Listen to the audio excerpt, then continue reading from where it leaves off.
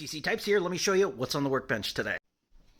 Here it is. This is a Smith Corona Super Sterling from the 1970s in this super cool, check this out. It blew up on my workbench. I had to disassemble it.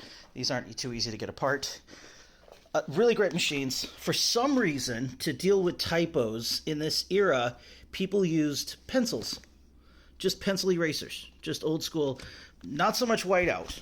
As a bonus, it came with this typewriter ribbon box in the case. Got a fully disassembled Super Sterling.